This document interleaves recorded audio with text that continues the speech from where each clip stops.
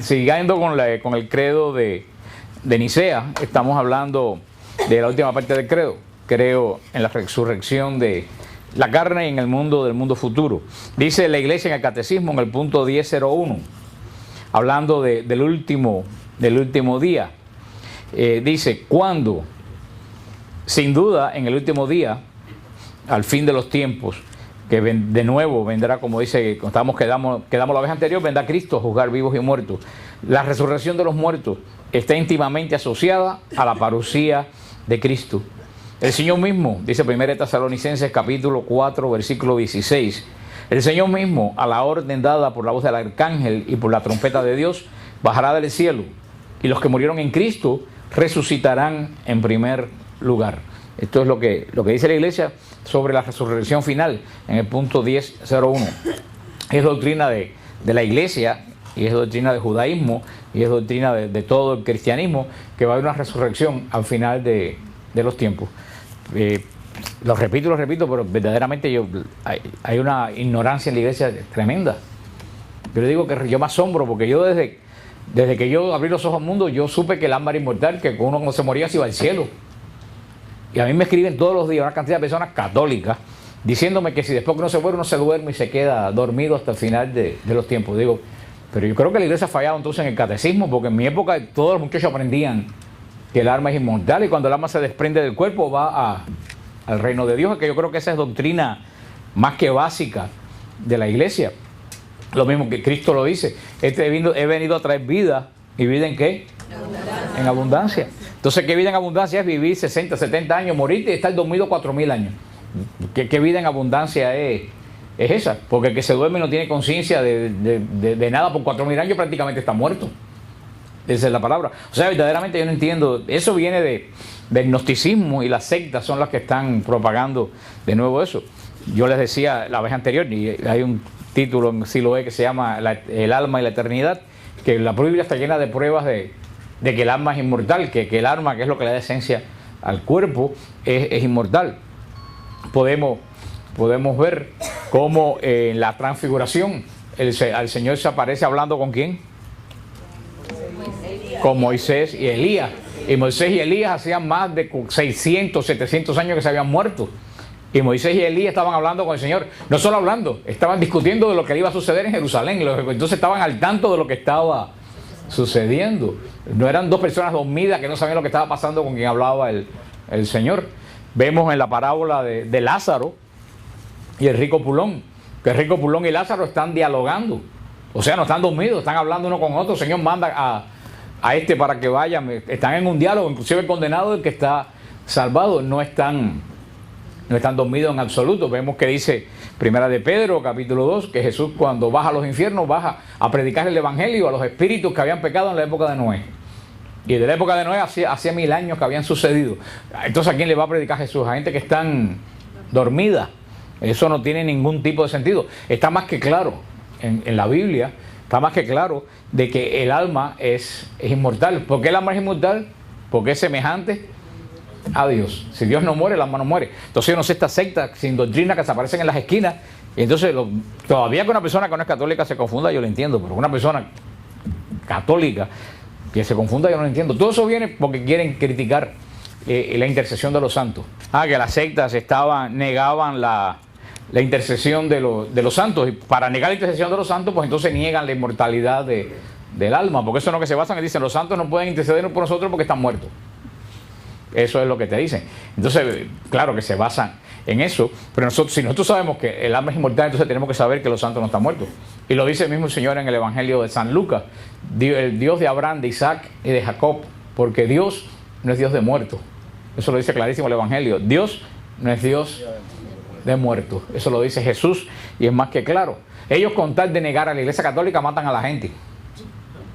Dios no es Dios de muertos. Es más, que si tú o el pastor de quien dice eso está vivo, goza de perfecta salud y está en pecado, está muerto. Está muerto. Una persona que está en pecado está muerta espiritualmente, no tiene conexión con Dios.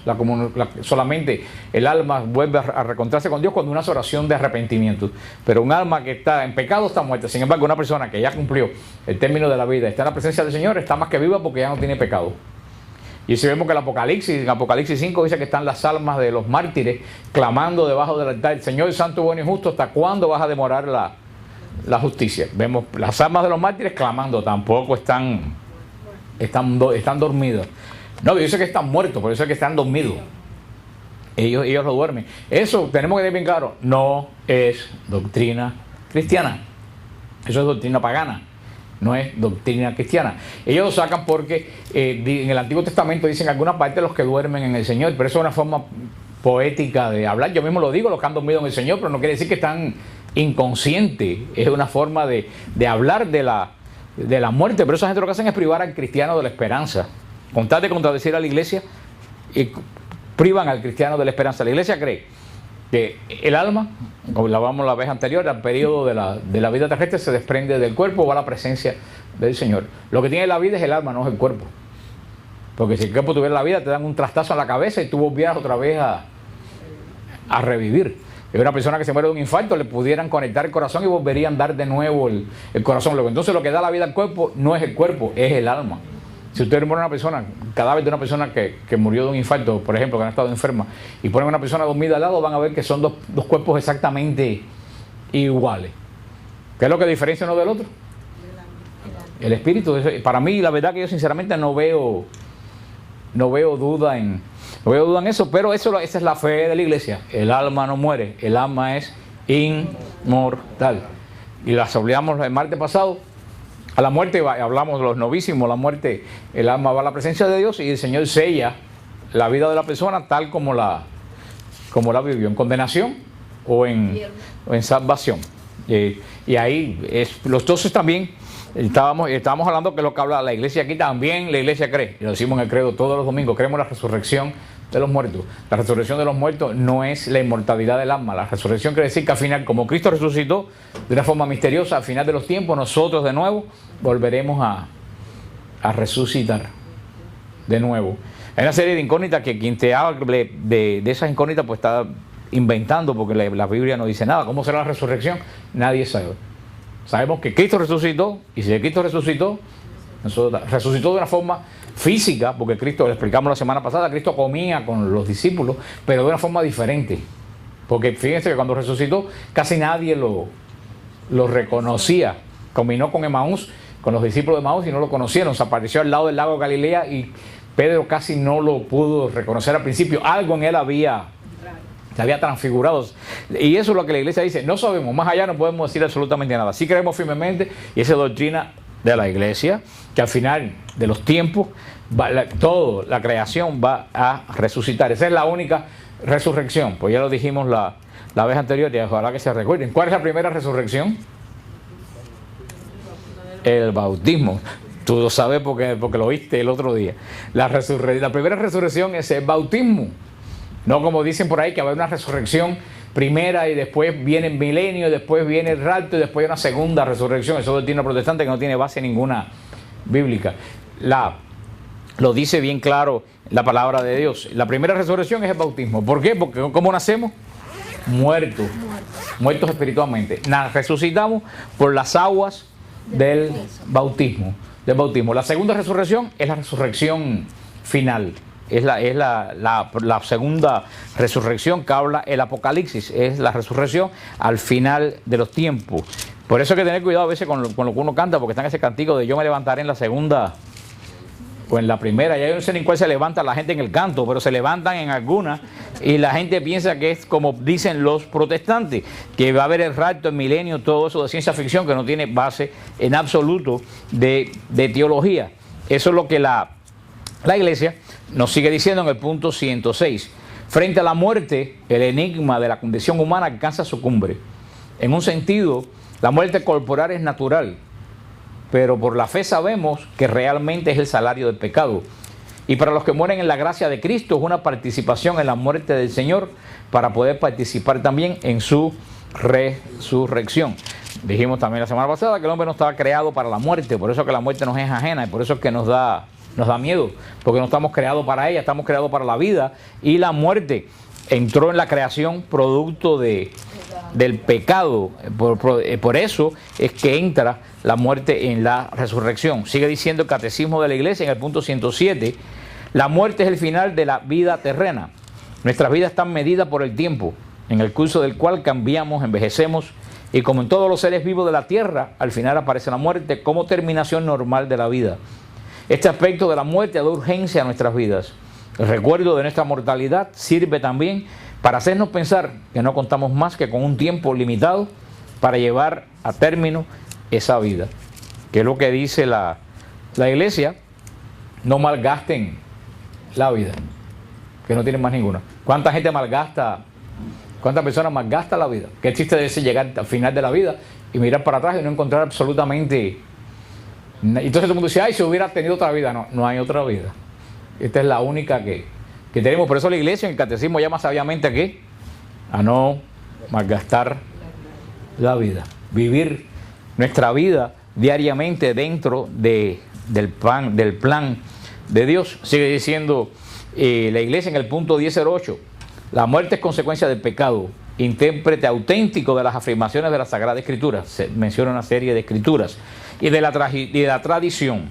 El magisterio de la iglesia enseña que la muerte entró en el mundo a causa del pecado del hombre. Aunque el hombre poseyera una naturaleza mortal, Dios lo destinaba a no morir. Por tanto, la muerte fue contraria a los designios de Dios creador y entró en el mundo como consecuencia del pecado. La muerte temporal de la cual el hombre se habría liberado si no hubiera pecado, dice la Gaudium et Spes. Es así el último enemigo del hombre que debe ser vencido. Es lo que dice San Pablo, que Jesús venció el pecado, venció el demonio en la cruz, pero el último enemigo que Jesús venció fue la muerte en su resurrección. Cristo venció el pecado en la obediencia de la cruz, pero lo último de todo que vence es la muerte cuando resucita, porque para vencer la muerte primero tiene que vencer al pecado. Dice el punto 1009, la muerte fue transformada por Cristo Jesús, el Hijo de Dios.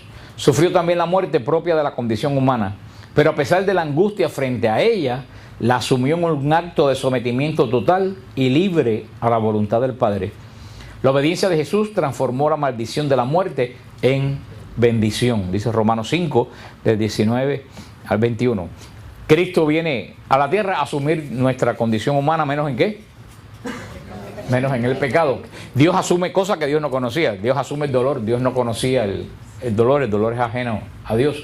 En Cristo Dios asume el dolor y Dios asume la muerte, porque en Dios es ajena el sentimiento de muerte. Por eso Cristo, asumiendo la muerte, cuando asume su condición humana, si asume Cristo la condición humana, tiene que asumir la condición humana, por supuesto, menos con el pecado, con todas sus consecuencias.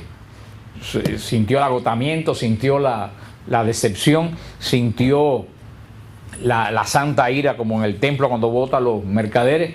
Pero Cristo también asume el temor de la muerte. ¿Y en qué momento Cristo siente y asume el temor de la muerte? En Getsemaní. En Getsemaní es donde Cristo asume el sufrimiento y la angustia ante la muerte por su naturaleza humana. Que es lo que muchas veces a nosotros se nos olvida. Cristo es totalmente divino, pero también es totalmente humano. Menos en el pecado, en todo lo demás es exactamente igual a nosotros. Por eso Dios no estuvo exento de esa angustia. Pero dice la iglesia que la obediencia de Jesús transformó la maldición de la muerte ¿en qué? En bendición. Porque gracias a la muerte de Jesús se abrió la vida eterna para nosotros. La vida eterna. Y miren tú qué clase de ironía, que quién fue el primero que entró a la vida eterna. Después de Cristo, un ladrón. Un ladrón que supo robarse el cielo. Dice que el último que se robó el ladrón fue el cielo. Con una simple palabra: acuérdate de mí cuando estés mira, como una simple palabra te puede salvar. Y toda una vida de malas palabras y de acciones te puede condenar. Dice la iglesia, en el punto 10:10, gracias a Cristo la muerte cristiana tiene un sentido positivo. Decía Pablo en Filipenses 1:21, para mí la vida es Cristo y morir una ganancia. También dice en 2 de Timoteo, capítulo 2, versículo 11, es cierta esta afirmación: si hemos muerto con Él, también viviremos con Él. Ahí es donde está el quid de la cosa. Para vivir eternamente hay que morir ¿en quién? En Cristo. Y de verdad a eso es lo que tenemos nosotros que encaminar nuestra vida. A morir, el que muere en Cristo, resucita en Cristo. Mira, acabamos de ver la muerte de Abelardo Mendizábal, un gran siervo de Dios, pero yo no tengo duda que Abelardo está con el Señor. Tuvo una vida de servicio al Señor y tuvo tiempo de prepararse. O sea, ojalá un día todos pues, podamos tener una vida, una muerte así. Cuando miremos para atrás, poder decir, no perdí el tiempo, lo supe aprovechar. Pero vuelvo a decir, y gracias a Dios, Señor, gracias que yo no he tenido chance de perder el tiempo. Me falta tiempo, pero qué triste debe ser mirar para atrás y decir, a mí me contaba el padre Andrés Couselo que una vez fue a ver a un moribundo al hospital a darle la unción y el Señor tiene un desespero tremendo y le decía, padre, mire mis manos, padre, mire mis manos, y le miró las manos, no tenía nada, pensó que estaba delirando y le dijo, tranquilo que no tienes nada. Dice que le dijo, padre, eso es lo terrible, me muero, no tengo nada, no tengo nada bueno que presentarle a Dios. Y el padre dijo, preséntale la sangre de Cristo. Eso sí se lo va a presentar, pero yo mi vida la he perdido sin hacer absolutamente nada positivo, nada bueno, nada a favor de nadie. Yo todavía me consolaba cuando pensaba en mi pecado. Yo decía, bueno, mi consuelo es que yo creo que unas cuantas gente van a dar testimonio de mí. Así que cuando ustedes vean que se me ponga la cosa fea, digan, oye, se predicó en el grupo, en Siloé, porque dice, crean que no, dice San Pedro que la caridad cubre multitud de pecados. Así que apréndanse eso. Dice Pedro que la multitud cubre, la caridad cubre multitud de pecados. Cuando tú tienes una vida de caridad, los pecados que tú tengas, Dios cuando mira, en vez de mirar los pecados, mira la caridad. Así que, como dice el Señor, sean astutos como serpientes y mansos como paloma. Traten de hacer obras buenas, convertir a personas, decirle, oye mi hermano, si tú me ves apretado el día de juicio, saca la cara por mí. Dice, a mí me encanta estas palabras del prefacio de la Misa de los Difuntos. Una frase que yo siempre la repito, la vida de los que creen en ti, Señor, no termina, se transforma. Eso es una frase más bella de la liturgia de la Misa de los Difuntos. Se lo voy a repetir, la vida de los que en ti creen, Señor, no se acaba. ¿Qué cosa? Se transforma. Esa es nuestra. Nunca se me olvidó, una vez yo hablaba con una muchacha que era cantante en República Dominicana y ella tenía cáncer en el cerebro. Y estaba hablando, ella sabía que se iba a morir y lo asumía con mucha tranquilidad y decía, no, yo no me muero, yo nada más que me voy a cantar otro escenario. Ella me decía, yo canto aquí, me voy a cantar allá, pero no te creas que esto para mí es un final, solamente es un cambio de escenario por uno mejor. Dice el punto 10.13 de la Iglesia, la muerte es el fin de la peregrinación terrena del hombre, del tiempo de gracia y de misericordia que Dios le ofrece para realizar su vida terrena según el designio divino y decidir su último destino, cuando ha tenido fin el único curso de nuestra vida terrenal. Ya no volveremos a otras vidas terrenas. Está establecido que los hombres mueran una sola vez. Hebreos 9:27. Dice Hebreos 9:27, el hombre muere una sola vez. Y después viene el juicio, gloria o condenación. Lo que hablamos la semana pasada, que no existe reencarnación. Y lo dejamos bien claro la vez anterior.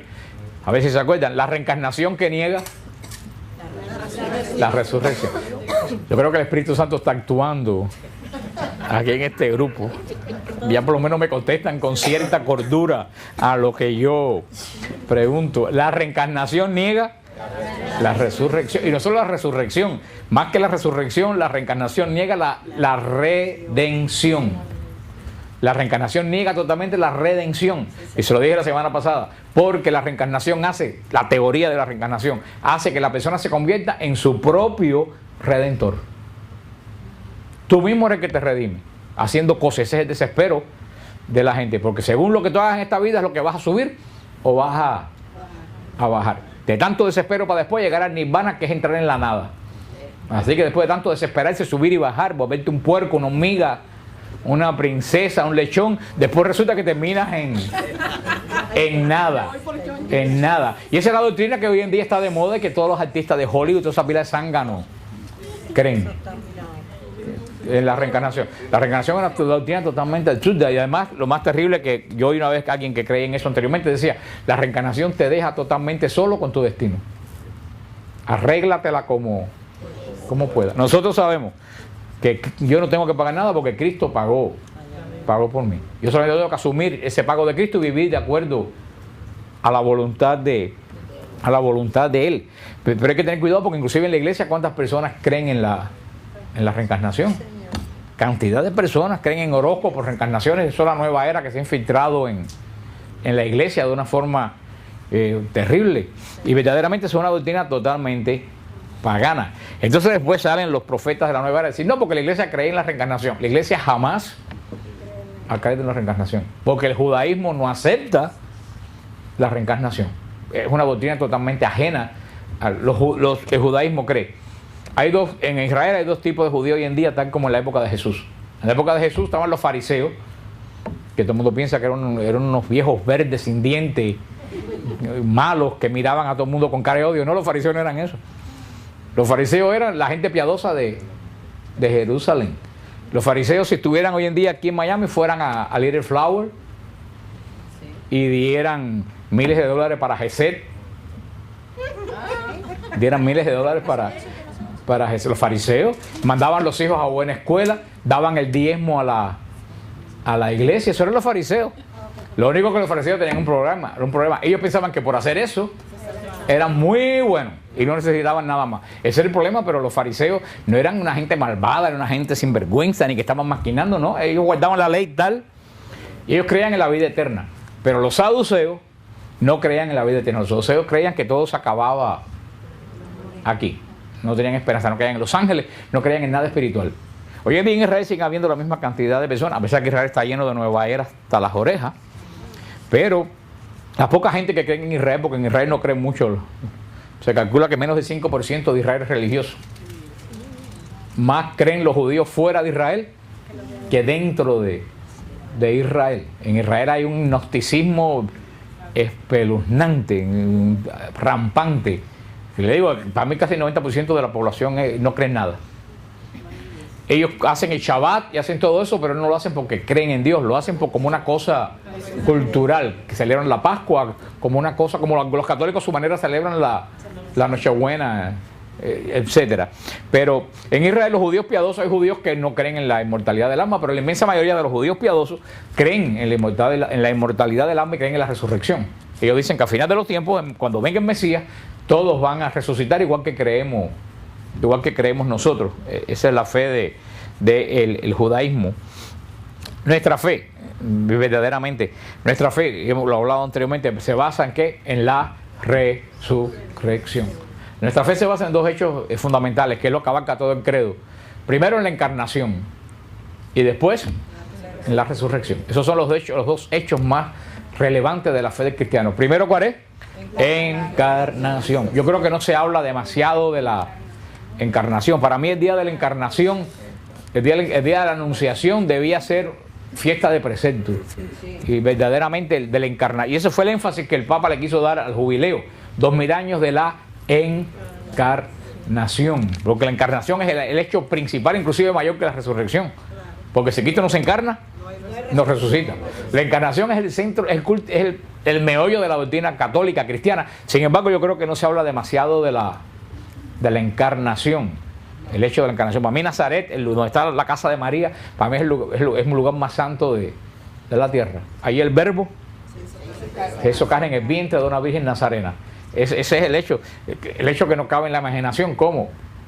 Un Dios todopoderoso que dirige y cree el cosmos se adentra en el vientre de una virgen para ser uno igualito que nosotros. Eso que dijo San Pablo, la kenosis, el anonadamiento de Dios, cómo Dios se desprende de toda no de su divinidad, pero de toda su prerrogativa divina para hacerse uno igualito que nosotros y comenzar el camino de la redención. Y el otro hecho fundamental es la resurrección, como dice Corintios.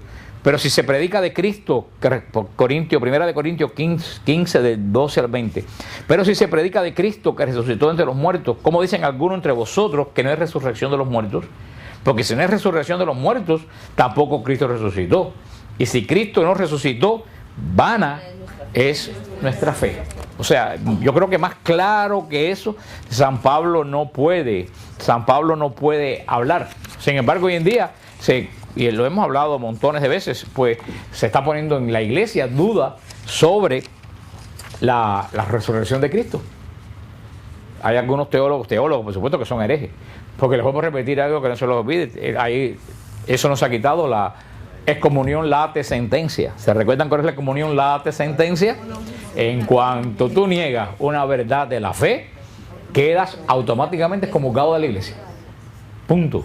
Vaya, cuando lo haces por maldad, porque para haber pecado tiene que haber conocimiento. Pero vemos algunos de esos pensadores que dicen, no, Cristo resucitó espiritualmente, no físicamente.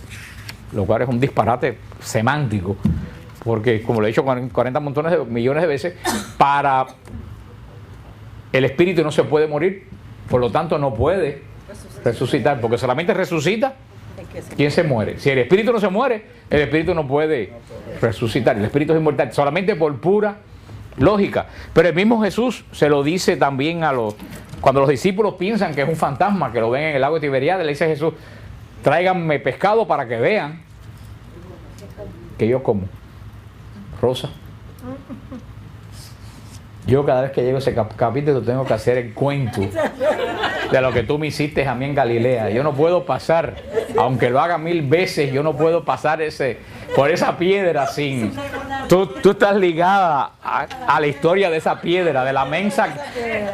Y Rosa está ligada a la Mensa Christi, uno de los lugares más hermosos de Galilea. Pues yo di mi explicación en la misma roca donde Cristo comió con los discípulos pescado. Yo di toda la explicación allí. Había una doña que andaba como siempre tirando fotos sin atender a lo que se está diciendo, y al final le pregunta a Rosa, ¿qué pasó? Dice Rosa, nada, que ahí Cristo frío pescado. Digo yo, Rosa, me has destruido toda mi teología en 2 segundos. Pero para que tú veas, así pasaste tú al plan como la viuda de las 2 monedas, así pasaste tú a la Mensa Christi, pasaste.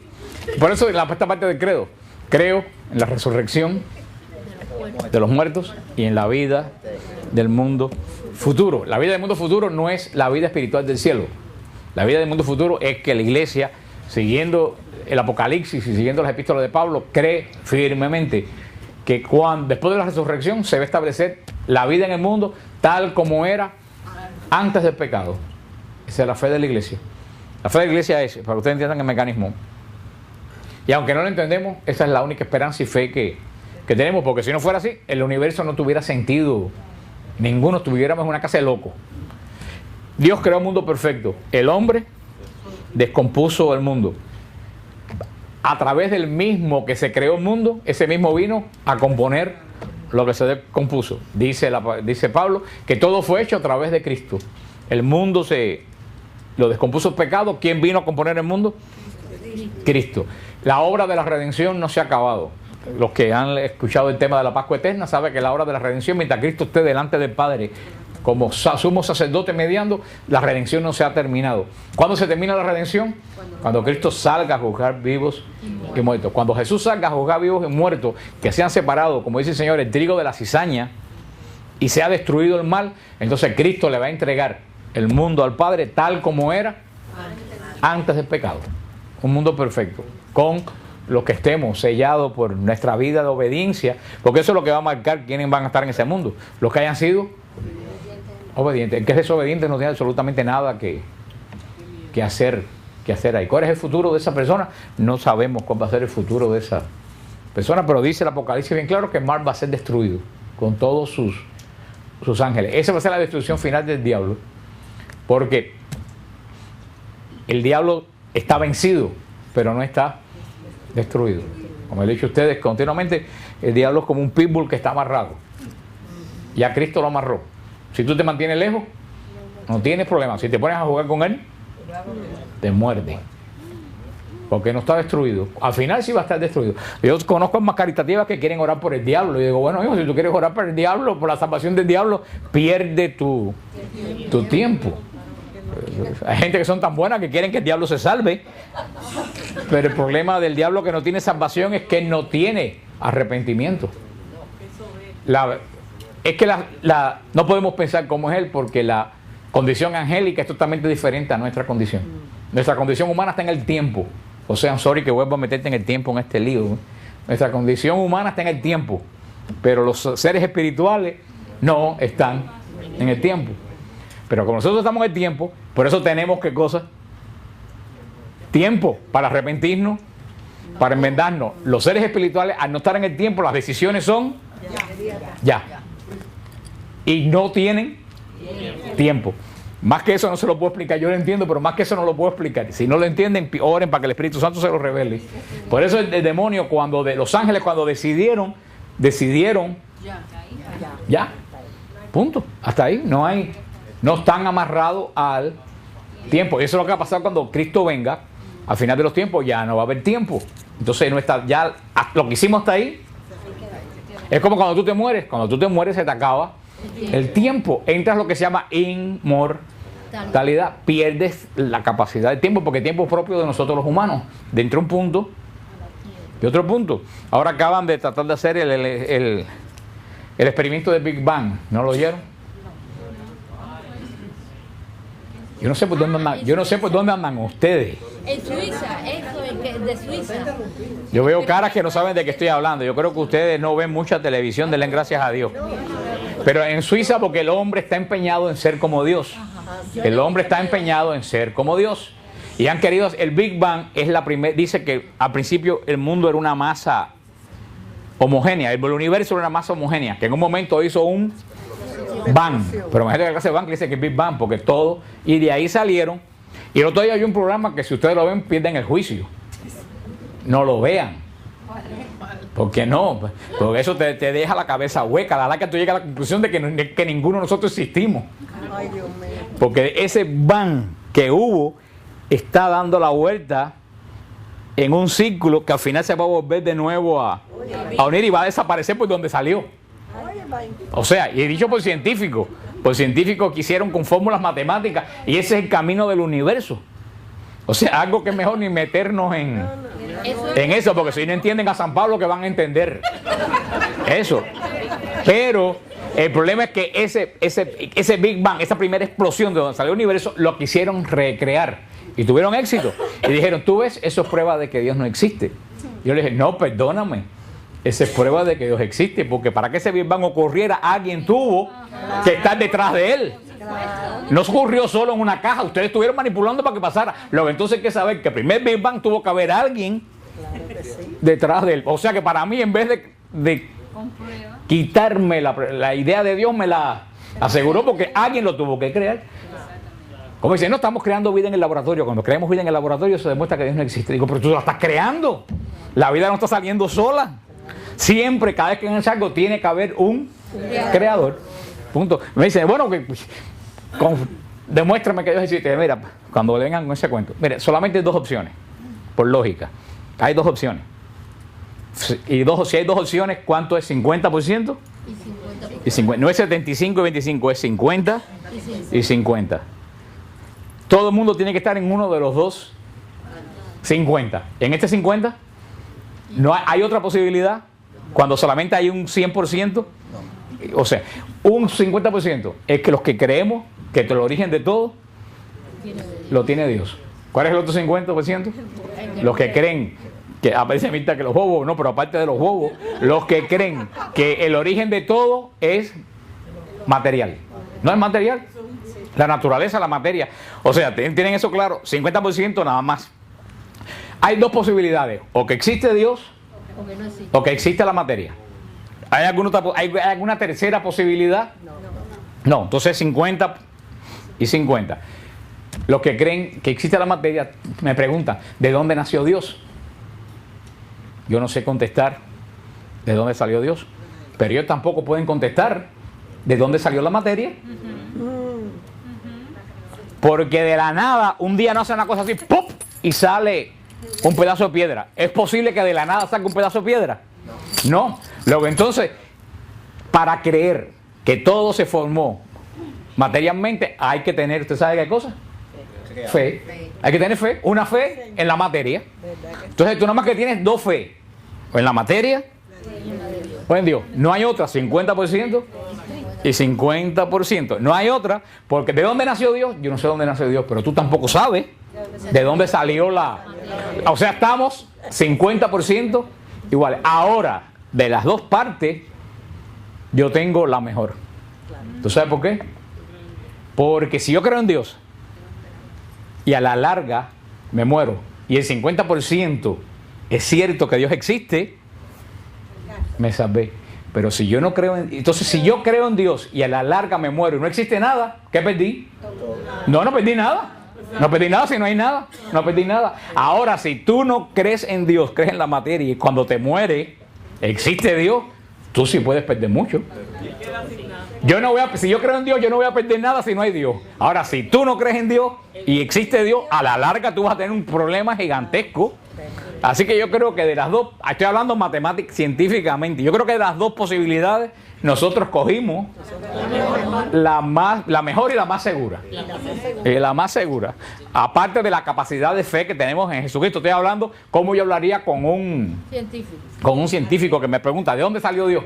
Ya ustedes saben de dónde contestarle. No te lo puedo contestar, pero tú tampoco me puedes contestar de dónde salió.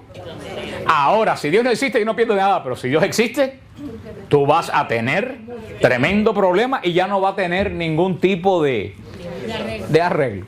¿Entienden el razonamiento que le estoy? Del final de los tiempos, verdaderamente del final de los tiempos, poco sabemos. Cuando estudiamos el Apocalipsis, lo dijimos bien claro. ¿Se recuerdan que el Apocalipsis? El Apocalipsis habla muy poco del fin de los tiempos. El Apocalipsis habla, ¿se recuerdan de qué? De la Eucaristía y del final del pacto de Dios con Israel. Es lo que habla el Apocalipsis, por eso es que lo entiende, buscando explosiones nucleares y todo eso, no entiende nada. Cuando expliqué el Apocalipsis, ¿se entendió o no se entendió? Sí.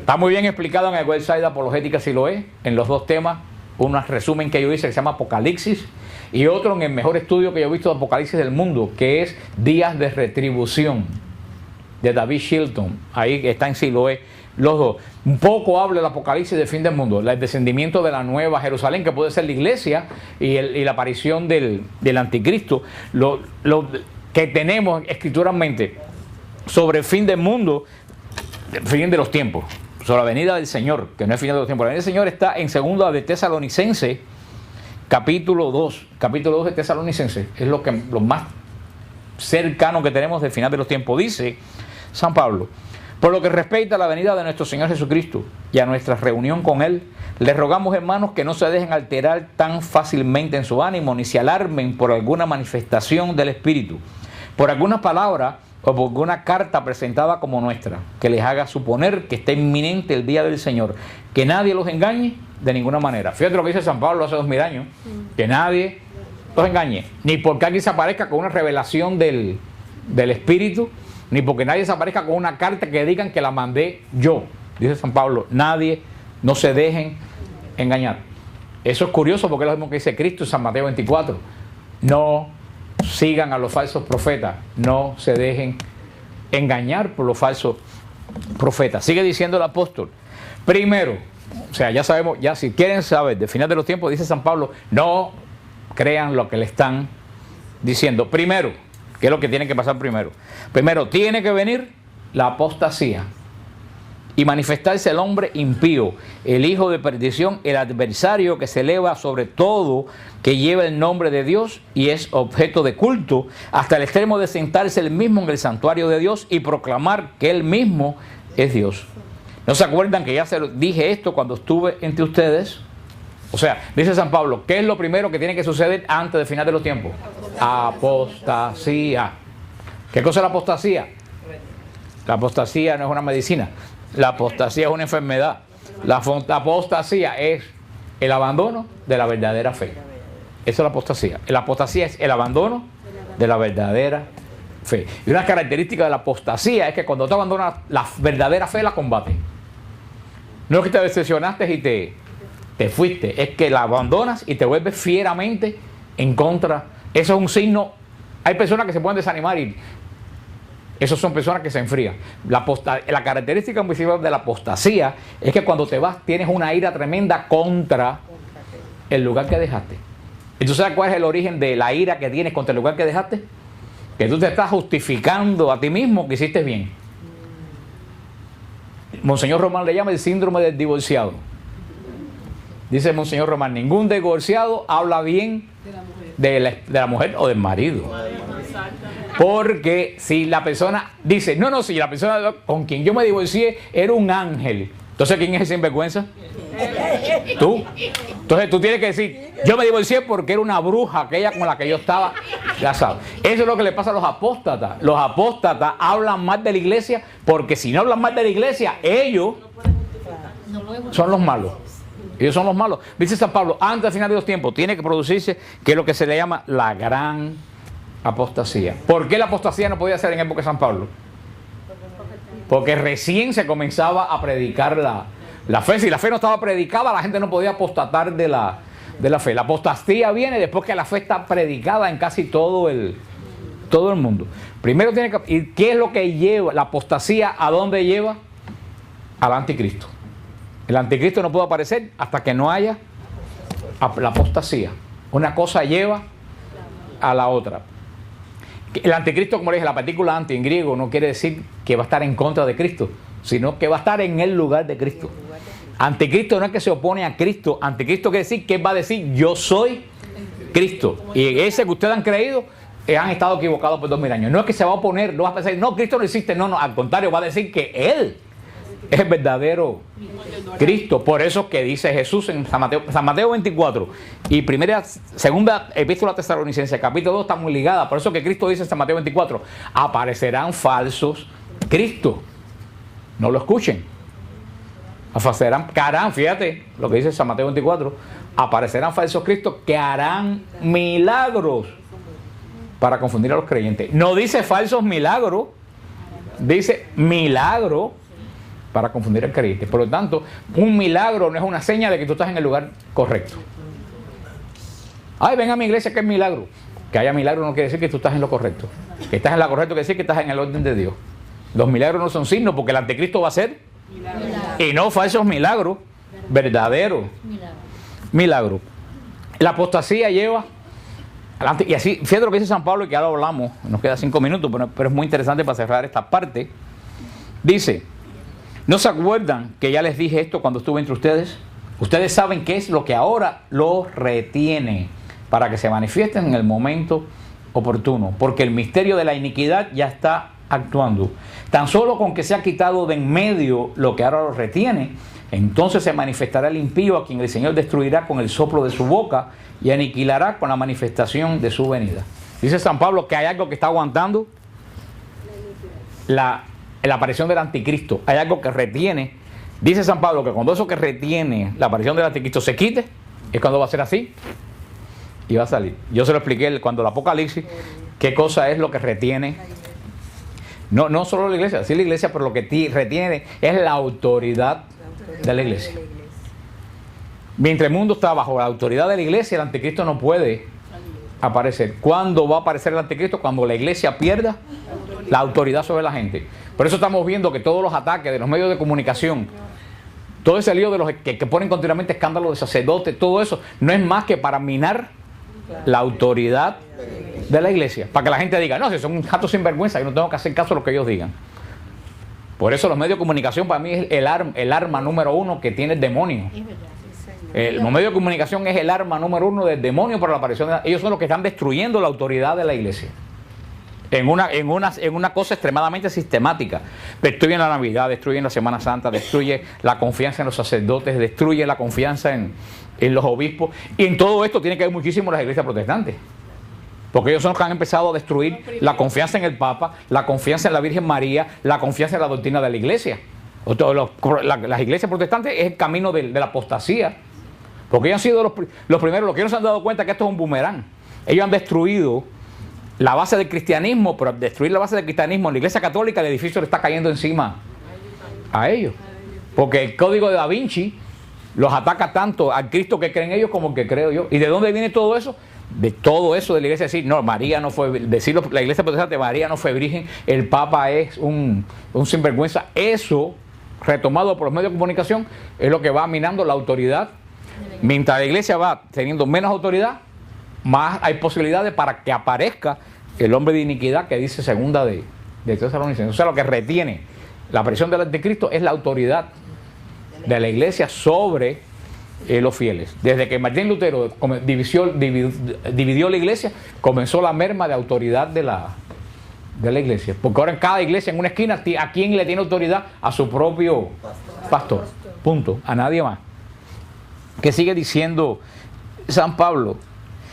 Dice, la venida del impío estará señalada por el influjo de Satanás. Porque fíjate, el anticristo no es Satanás. El anticristo no es Satanás. El anticristo está empujado ¿por quién? Porque va a ser un ser humano. Alguien que va a decir, yo soy Cristo. Y yo me pongo a pensar, y esto no es doctrina de la iglesia, soy yo que me pongo a pensar. Yo digo, estamos tratando de clonar a un hombre. Y yo me pregunto, cuando el hombre cree a otro hombre, Dios no está obligado a darle su espíritu. Dios no está obligado a un clon que haga el hombre, darle el espíritu.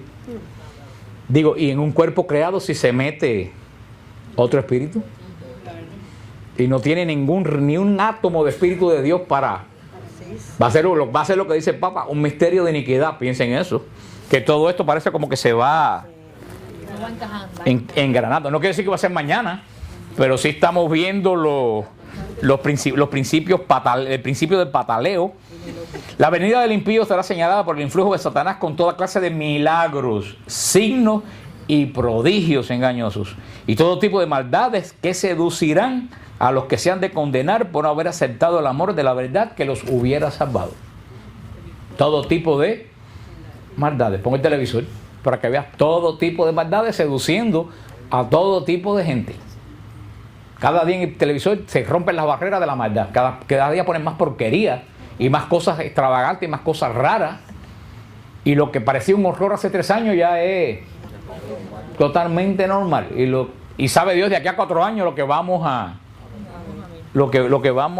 ver. Sigue diciendo, por eso Dios le envía un poder seductor que los hará creer en la mentira, para que sean condenados todos cuantos no creyeron en la verdad y prefirieron la iniquidad. Es lo que dice aquí, dice, si tú con tu libre albedrío sigue el mal, Dios te va a retirar la gracia y va a hacer que tú sigas con más impulso el mal, porque una cosa lleva a la otra. Y eso es lo que dice 1 Tesalonicenses capítulo 4, ahora la 1 Tesalonicenses, hermanos, no queremos que estén en la ignorancia respecto a los muertos, para que no se entristezcan como los demás que no tienen esperanza, porque creemos que Jesús murió y que resucitó de la misma manera, y de la misma manera Dios llevará consigo a quienes murieron en Jesús. Les decimos esto como palabra del Señor. Nosotros, los que vivamos, los que quedemos hasta la venida del Señor, no nos adelantaremos a los que murieron. El Señor bajará del cielo con clamor, con voz de arcángel y trompetas de Dios, y los que murieron en Cristo resucitarán en primer lugar. Después nosotros, los que vivamos, los que quedemos, seremos arrebatados en las nubes junto con ellos al encuentro del Señor en los aires, y así estaremos siempre con el Señor. En 1 Tesalonicenses capítulo 4, versículo 3 en adelante, es donde el Señor nos habla, lo poco que se habla del final de los tiempos. Pero fíjate lo que dice el Señor. Dice San Pablo, los que vivamos, los que estén vivos en el momento de la venida de Cristo, dice, no se van a adelantar a los que murieron. Porque hay gente que dice, bueno, los que murieron 500 años ya tienen bastante adelantado, ¿no? Ya adelantaron, y yo si no me he muerto todavía, me voy a quedar en una total desventaja espiritual, ¿no? Con las personas que ya dice San Pablo, no, antes de, ¿qué es lo que va a suceder antes del final? La resurrección de los muertos. Dice, los muertos resucitarán y nosotros, dice San Pablo, los que estemos vivos en ese momento, seremos transformados igual que los muertos en una vida nueva, sin pasar por el proceso de la muerte. Los que estén vivos, los que estén físicamente en ese momento, seremos arrebatados a la presencia del Señor. Este no es el rapto. En absoluto, porque la teoría del rapto es que la gente se van a ir al cielo 500, 600 años y después van a volver. No, no, esta gente que van a ser arrebatados salen con los resucitados al encuentro del Señor. Para después regresar, no, dice, para allí vivir por siempre con Él, con el Señor. Es lo que dice. Cuando dice arrebatado a las nubes, quiere decir que toda la iglesia saldrá al encuentro del Señor. Todos los redimidos saldrán al encuentro del Señor. Aparte de esto, queridos hermanos, mucho no sabemos más del final de los tiempos ni de la resurrección de la carne. Que le diga a ustedes más que esto, pues está inflando globos. Yo, con mucho respeto a los que creen en la revelación privada, y menos mal que no está Marta María aquí, porque si no me saca los ojos. La revelación privada no es doctrina de fe de la iglesia. Tú la puedes creer, pero tú también puedes descartarla totalmente, porque no es doctrina. La iglesia solamente mira si en una revelación privada hay errores. Si hay error en una revelación privada, sí dice, esta revelación privada está condenada, está llena de errores. Si no hay error, queda a criterio de la persona. Yo verdaderamente no me guío por ninguna revelación privada. Yo me guío, y yo creo que hablar más de lo que se está diciendo aquí es sencillamente pura especulación de lo que no sabemos. Mejor que ponernos a especular qué va a pasar, mejor vivamos para estar ese día cuando pase allí. Yo creo que es la forma mejor. Hemos visto que el credo de Nicea cubre toda la fe de la iglesia, desde la creación del mundo, desde Dios Padre, pasando por la obra de Dios Hijo, pasando por la obra de santificación del Espíritu Santo y terminando con la obra de la iglesia. Porque la iglesia no se puede separar del Espíritu Santo. La obra de la iglesia es el evangelio del Espíritu Santo. Por eso es que el credo termina: primero creo en Dios Padre, después creo en Dios Hijo, después creo en el Espíritu Santo, después creo en la iglesia. Pero nosotros creemos en la iglesia. Nosotros no creemos en las personas de la iglesia, creemos en la iglesia, que es una santa, católica, apostólica, una institución del Señor. Como dijimos, la santidad de la iglesia no viene de nuestra santidad. La santidad de la iglesia viene porque Dios es santo. Es santo. La iglesia no es santa porque aquí estamos todos los que estamos aquí, somos una cantidad de santos increíbles. Podemos ser los sinvergüenzas más grandes del mundo y la iglesia sigue siendo santa, porque la santidad no depende de mí. La santidad viene de Dios. Por eso el credo, la iglesia y el Espíritu Santo están juntos. Negar la obra de la iglesia es negar la obra del Espíritu Santo. Porque si Jesús dijo, les mando un consolador que va a estar con ustedes a través de todos los siglos, como dicen los protestantes, bajó el Espíritu Santo en Pentecostés, después se perdió por 2000 años, aterrizó en Hialeah, en la iglesia del pastor Barbón. Hermano, que cuando uno piensa eso, decir, esta gente han perdido el juicio. O sea, Cristo promete, estaré con ustedes hasta el fin del mundo. De buena primera, Cristo se perdió de la iglesia pues 1700 años. O sea, cuando uno se pone a pensar eso, te das cuenta que verdaderamente eso es una alucinación. Negar estos años de la acción de la iglesia es negar la obra del Espíritu. Porque Jesús lo prometió, estaré con ustedes hasta. No dijo, y cuando yo digo, yo voy a estar aquí hasta las 12, ¿qué es lo que quiere decir? Me voy a ir a las 8 y voy a regresar a las 10. No, si digo, yo voy a estar aquí hasta las 12, quiere decir que no me voy a quitar un minuto de aquí. No se asusten que no voy a estar aquí hasta las 12. Pero usted entiende lo que quiere decir hasta. Eso es lo que dice el Evangelio, la palabra hasta, prin en griego, lo que dice, no la conoció a la Virgen hasta que dio a luz a su hijo primogénito. No quiere decir que después la conoció, quiere decir que desde que se juntaron hasta que Jesús nació, nunca José estuvo con la Virgen. No quiere decir que después sí. Hasta no condiciona el después. Hasta es desde un punto a otro punto. Pero de ese punto al otro es totalmente sólido. La iglesia sabe que José no tuvo relación con María por otra serie de datos que todos sabemos. Pero ellos utilizan, tú ves, dice, no la conoció hasta que dio a luz a su hijo Bajarlón. Por lo tanto, después, sí. Y lo que dije ustedes, por ejemplo, puedo decir, yo no voy a Cuba hasta que Fidel Castro no se muera. Un ejemplo. ¿Qué quiere decir? Que yo no tengo la menor idea de poner el pie allí. ¿Hasta cuándo? Pero eso me obliga a mí después. No. Es posible que nunca regrese. ¿Usted me entiende lo que le quiero decir? Que hasta condiciona algo antes. No condiciona el después. Es hasta, solidifica un periodo de tiempo. Dice, yo estaré con ustedes hasta el fin de los tiempos, que sí, que va a estar con nosotros desde que fundó la iglesia hasta que regrese. Hasta que regrese. No quiere decir que va a estar, después se va a ir, después va a regresar, que según la teoría protestante, Cristo fundó la iglesia, después de los 300 años la iglesia le salió media loca y se fue con unos ídolos babilonios, y Cristo se perdió por 1700 años, se peleó, se divorció con la iglesia, y después apareció, se casó con 34.000 iglesias diferentes. Eso verdaderamente es una falta de respeto a la seriedad de la fe. Hemos visto el credo de Nicea, por eso al final solamente dice amén, que verdaderamente eso es lo que creemos. Si tú no crees en todo esto que hemos estudiado, tú no eres católico. Averigua qué cosa eres, pero católico no eres. Por eso que antes del ofertorio, que es cuando propiamente comienza la Eucaristía, porque lo que está anteriormente es la liturgia de la palabra. Por eso que antes del ofertorio, cuando propiamente comienza el sacrificio de la Eucaristía, ¿qué es lo que ponen? ¿Qué es lo que pone la iglesia? El credo. ¿Qué es lo que quiere decir? Si tú no crees lo que está escrito aquí, tú no puedes seguir de ahí en adelante en la Eucaristía. Te tienes que retirar. Que era lo que se hacía antiguamente en la iglesia. Las personas que no eran católicas podían ir hasta el credo. En el credo tenían que retirarse. Por eso que las iglesias tenían mamparas. ¿No se acuerdan que las iglesias tenían como unas mamparas que tú pasabas por la calle y no mirabas para adentro? Era misterio. Era misterio. Ahora hemos abierto las puertas a todo el mundo y esto se ha vuelto un relajo. Con el lío de vengan para que se queden. Vienen y se quedan, y lo que hacen es echar a perder lo que se queden, a los que ya estaban. O sea, lo que les quiero decir, que el credo está puesto en esa parte de la Eucaristía, porque antes de celebrar la Eucaristía todos tenemos que creer lo que está escrito en el credo de Nicea. Sí, eso es lo que nos hace a nosotros es católico. Esa es la fe de la iglesia por los últimos 1700 años. Por eso los que no han estado en el estudio del credo completo, yo les recomiendo que vayan al catecismo de la iglesia. El catecismo de la iglesia tiene la sección del credo tal como lo hemos leído aquí, espectacularmente explicada por secciones y capítulos.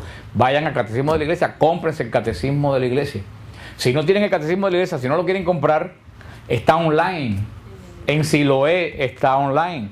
Entren online. Si ustedes ponen catecismo, el website del Vaticano tiene el catecismo completo. Nosotros en Siloé lo tenemos también. Yo creo que todos los católicos, con la confusión tan grande que hay, debemos estudiar. Y les vuelvo a decir, es extremadamente fácil. No está un idioma que todo el mundo lo puede entender. Porque verdaderamente yo lo que veo